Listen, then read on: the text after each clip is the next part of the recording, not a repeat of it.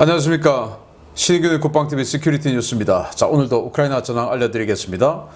지난 주말 러시아군이 오레호브 전선에서 우크라이나군을 포위 기동해서 에워싸 이 가마솥 전법으로 포위해서 섬멸하는 이런 기동을 하고 있다 라고 말씀을 드렸는데, 뭐 그렇다고 해도 우크라이나군이 그 예비대로 기갑부대 등을 배치하고 있는데 될까? 라는 예상을 했었습니다. 그 전투의 결과가 나왔습니다. 어떤 결과인지 보도록 하겠고, 그 와중에 우크라이나군의 47기계화단이죠. 그 기계화단의 레오파르트 2 A6 전차, 독일이 전달해준 뭐 거의 3세대 전차 중에서는 가장 발전된 그런 전차인데, 그 레오파르트 A6 전차하고 러시아군의 T-80BV 전차하고 2대2로 조우를 했습니다.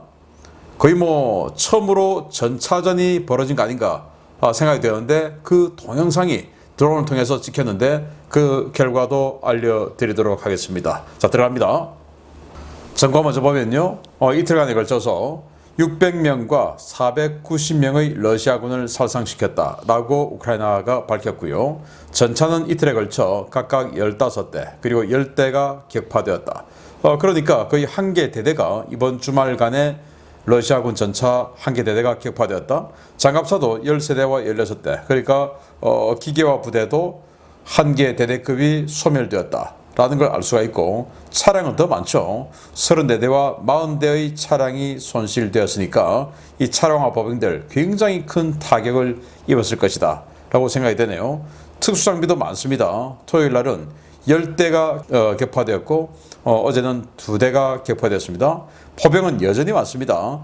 토요일 날 36문, 그러니까 정확히 2개 대대의 포병이 사라졌죠. 그리고 어제는 22대의 야포가 사라졌고요. 다른 장 로켓은 이틀간 각각 3문씩 격파가 되었습니다.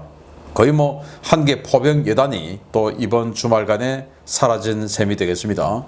무인 항공기는 18대 격추와 3대 격추 등의 전과가 있고, 전선 상황을 보면 우크라이나 총참모부는 하루 동안 30회 교전을 했고 공세 진행 중이다 라고 밝혔고요.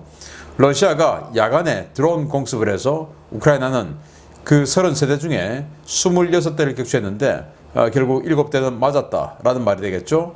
이란이 개발한 샤히드 136 드론의 위주가 된 공격이었다라고 합니다. G20 정상회담을 인도에서 했죠. 그러면서 다음 G20 정상회담 개최지가 브라질입니다. 브라질은 브릭스, 그래서 브라질과 이 러시아는 같은 브릭스 국가죠. 그러다 보니까 뭔가 팔이 안으로 굽는 게 있을 것이고, 또 이 브라질의 룰라 대통령은 아주 뭐 유명한 좌파죠. 그러다 보니까 푸틴하고 좀 끈끈한 뭔가가 있나 봅니다. 그래서 푸틴 대통령이 G20에 와도 체포하지 않을 것이다, 그러니까 와라 라고 이야기를 했습니다.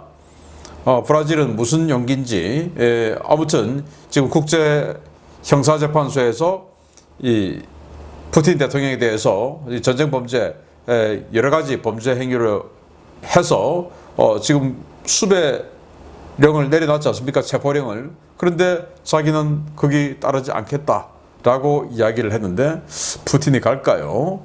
젤렌스키 대통령은 유럽 각국이 추가로 게파드 차주 대공포 공유할 것을 준비 중에 있다라고 하는데, 지금 이제 겨울이 다가오면 지난 겨울에 들어갈 때 러시아가 우크라이나의 각지의 전력시설들, 인프라 시설들을 엄청나게 파괴했죠.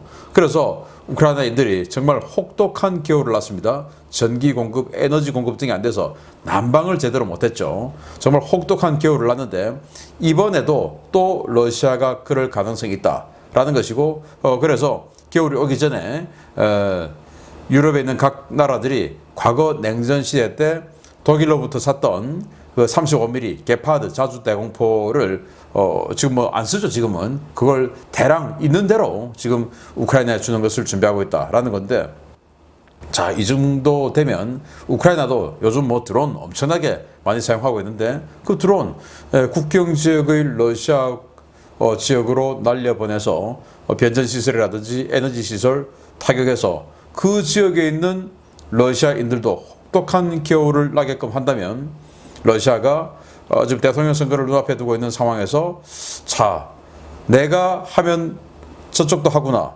라는 이에는 이 눈에는 눈을 보여줘야 자기에게 손해가 감을 느껴야 그걸 안 하겠죠. 저는 그래야 된다고 봅니다.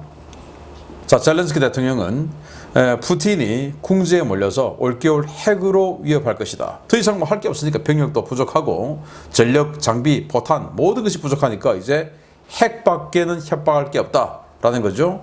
우크라이나 국방정보국은 우크라이나 영토 내 러시아군 병력이 42만 명 이상이다 라고 이야기를 했는데, 자, 이건 이제 러시아 소식통들을 통해서 나온 정보 아니겠습니까? 그러나 우리가 예상하고 알고 있듯이 러시아는 이 병력이 편제가 예를 들어서 10,000명짜리 부대라 하더라도 그게 제대로 다 충원돼 있지 않고 서류하고 실제하고는 다른 경우가 많죠.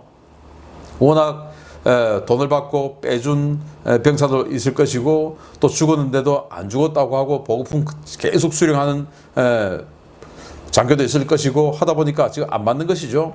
그러나 그렇다 하더라도 42만 명의 서류상 편제라고 하면 굉장히 많은 이 병력이 들어와 있을 텐데, 최초의 전쟁을 시작할 때 22만 명 갖고 시작했죠. 그런데 지금 더 많은 병력이 전선에 배치가 되어 있다. 그것도 러시아 영토 내가 아니고 우크라이나 영토 내에 있는 병력만 그 정도 된다라고 하니까 러시아군 정말 많이 들어와 있습니다.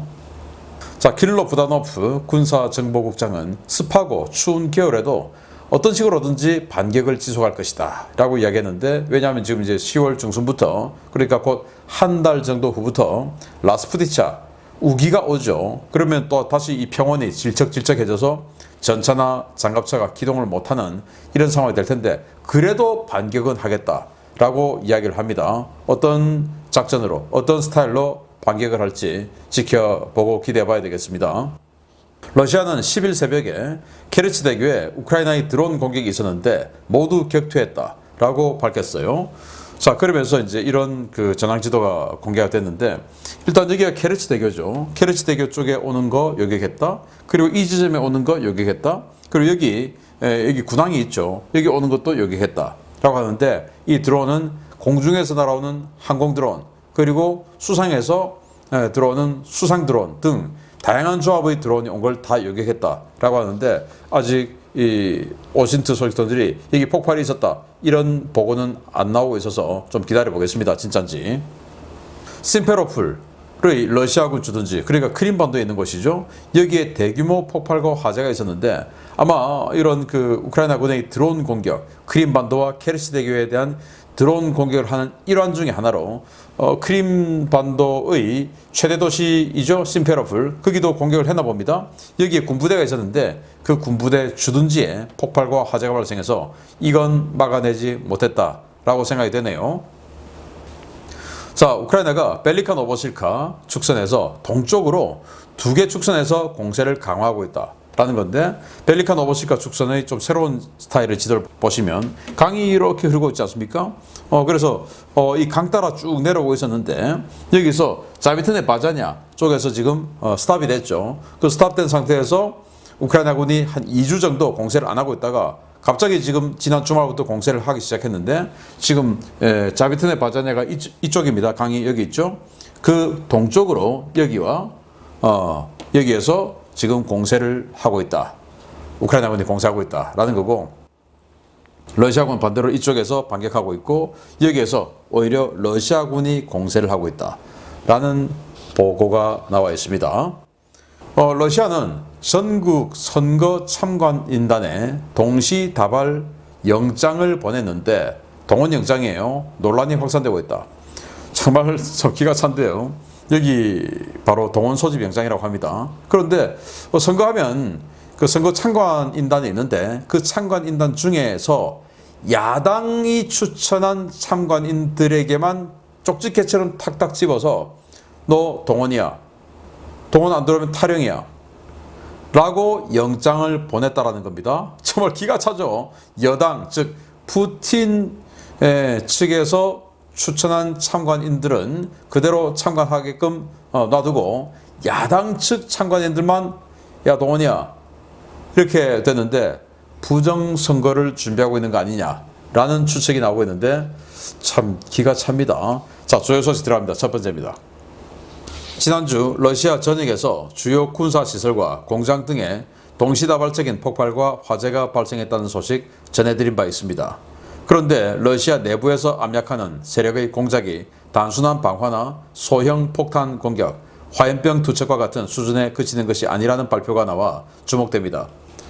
지난 8월 29일 러시아 북서부 프스코프 지역 공군기지를 타격해 러시아군에 막대한 피해를 입혔던 드론 공격 당시 공격 드론들은 우크라이나가 아니라 기지 인근에서 발진했으며 이는 러시아 현지에서 활동 중인 특수부대 또는 반정부 세력의 공작으로 보인다고 영국 국방부가 현지 시각 9월 10일 밝혔습니다. 영국 국방부는 러시아는 프스코프 크레스티 공군기지 피격 이후 대드론 작전을 위한 자경단을 모집했고 일주일 사이 800여 명의 대원을 확보했다라며 이는 기지 주변에서 공격 드론을 띄우지 못하게 막기 위한 순찰대라고 전했습니다. 영국 국방부는 공격 당시 IL-76 수송기를 파괴했던 드론이 일반적인 장거리 공격 드론이 아닌 쿼드콥터 방식의 소형 드론이었다고 전했는데요. 쿼드콥터 드론은 항속거리가 얼마 되지 않기 때문에 해당 드론들은 우크라이나 영내가 아니라 기지 주변에서 이륙한 것이 확실하다고 평가했습니다. 러시아 역시 기지를 공격한 드론이 기지 인근에서 이륙했다고 보고 자경단을 편성한 것인데요. 이들은 기지 주변을 돌며 대공 감시는 물론 기지 인근에서 드론을 날릴 수 있을 만한 지역들을 순찰하고 거동 수상자를 발견할 경우 보안당국과 협력해 이들을 소탕하는 임무를 부여받았습니다.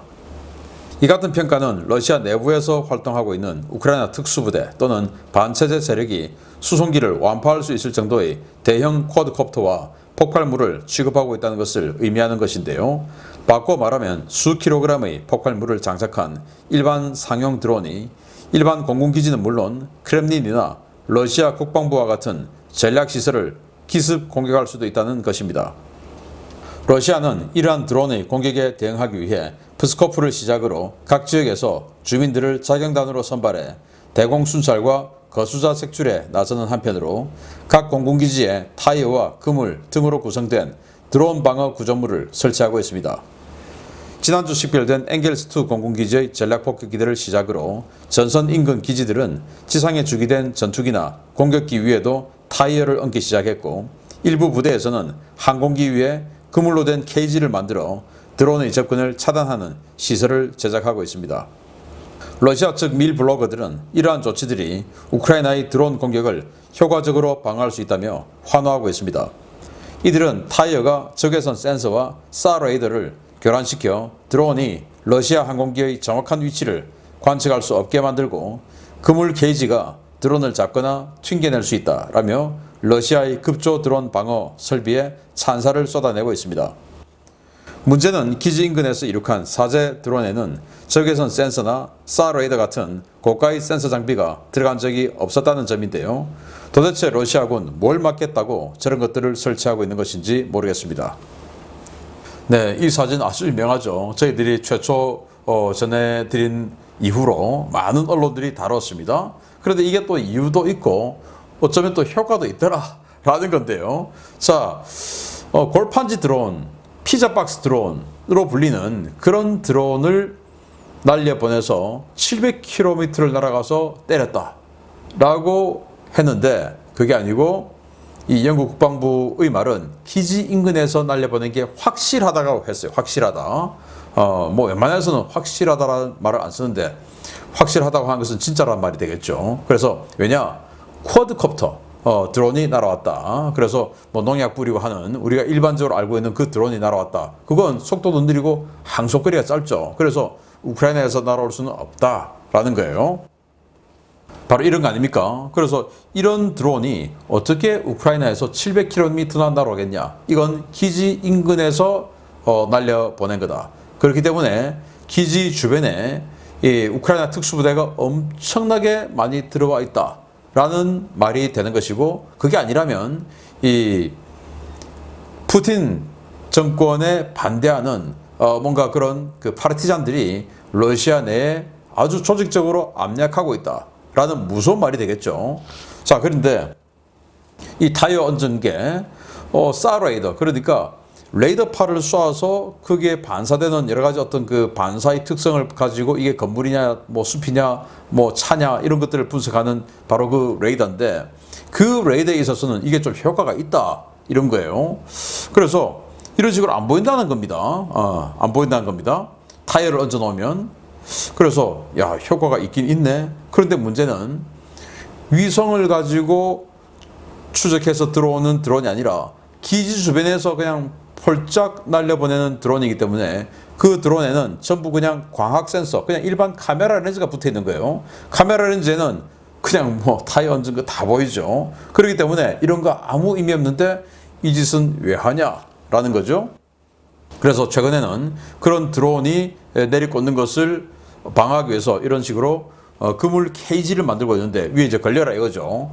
근데 옆으로 들어가던데 어떻게 막을런지는 모르겠습니다. 뒤로 이렇게 쑥 들어갔을 때. 근데 뭐 일부는 효과가 있겠습니다만은 이 정도로 러시아가 지금 공포에 휩싸여 있다라는 말씀이 되겠고, 자, 여러분들 기다리시는 오레오브 전선의 전차전 어떻게 됐는지 보겠습니다. 지난주 자포리자주 오레오브 축선의 러시아군 이상 동향을 전해드리면서 러시아가 이 지역에서 일종의 하객진을 펴 우크라이나군을 섬멸하려는 생각을 하고 있다는 것 같다는 분석을 해드린 바 있습니다. 그런 분석이 나오기 무섭게 러시아가 정예 전력을 투입해 로보티네, 베르보브 양쪽에서 대규모 반격 작전을 시도했다는 소식입니다. 물론 실패했습니다. 러시아군이 지난 9월 8일부터 9월 10일 새벽까지 오레오브 축선의 우크라이나군 돌파구 양쪽에서 포병과 기갑 전력을 동원한 대규모 역습을 시도했으며, 이 과정에서 치열한 격전이 벌어졌다고 현지 오신트 소식통들이 9월 10일 리포트했습니다.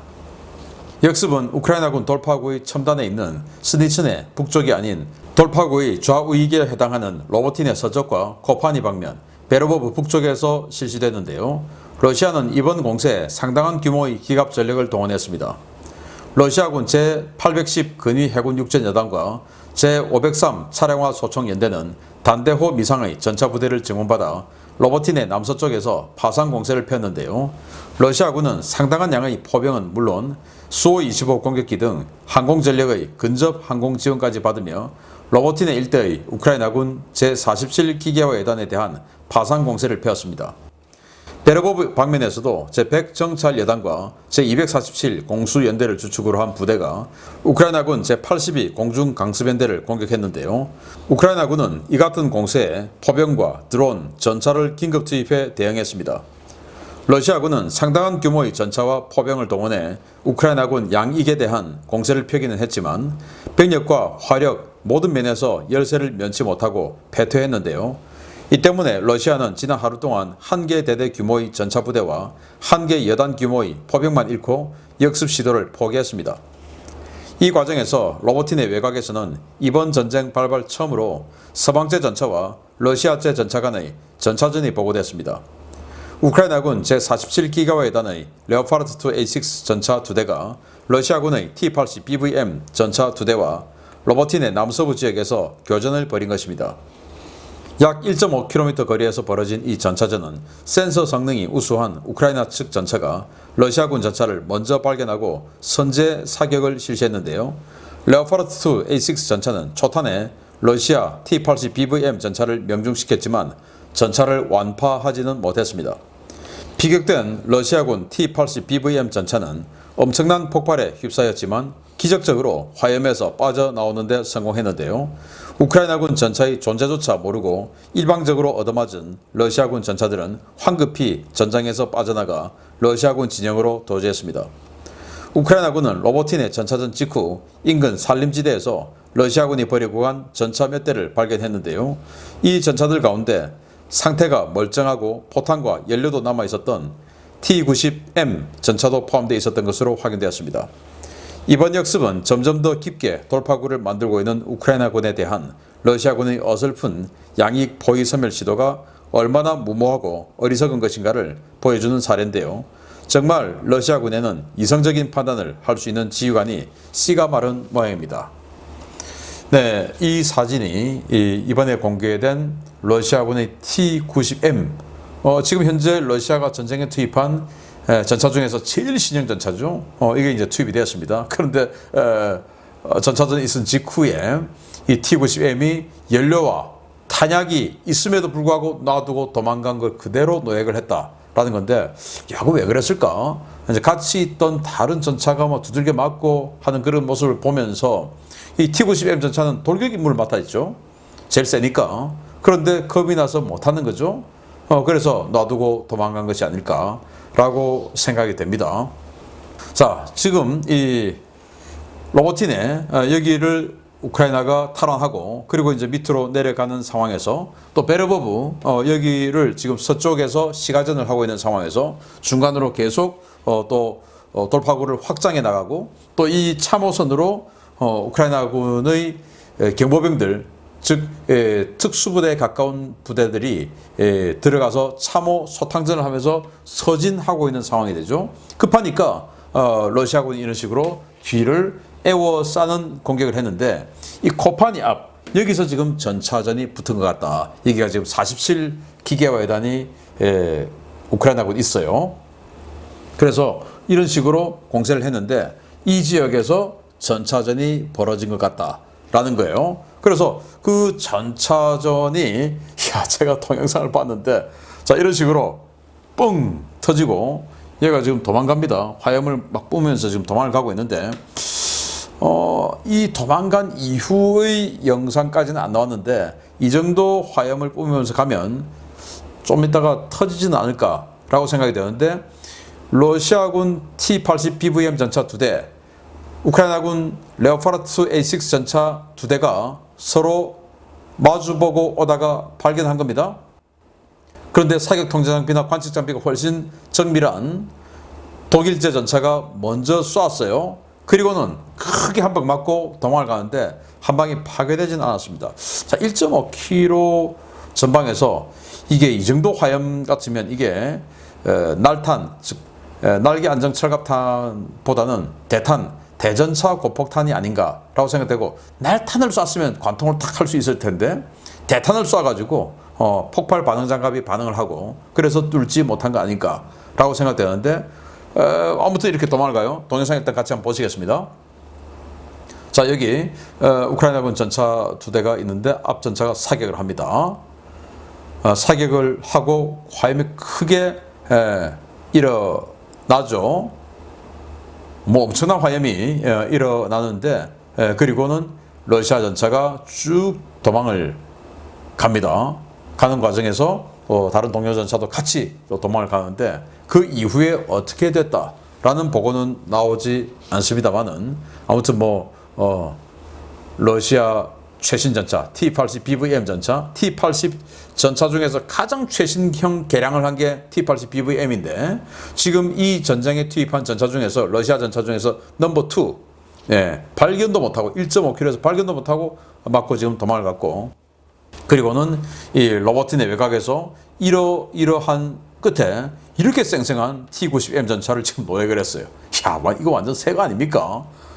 보니까 연료도 있고 탄약도 있고, 이걸 왜 놔두고 왔냐? 겁나서, 싸우기가 너무 겁나서, 명예심도 없고 하니까 그냥 겁나서 놔두고 가는 거죠. 내가 사는 게 우선이다 라는 게 러시아군의 현실이다. 그래서 이번 이 러시아군의 하객진 작전은 대실패하고, 거의 2개 여단급 장비, 병력은 그 정도 안 됩니다만은 장비로, 포병 장비 그리고 기계화 차량 장비, 이런 장비들이 2개 여단급들을 손실하고 허무하게 물러난 그런 상황이 되겠다. 그럼 이제 우크라이나군이 더 치고 들어갈 때 막아낼 수 있는 여력은 더 약해지게 되겠죠. 잘 된 겁니다.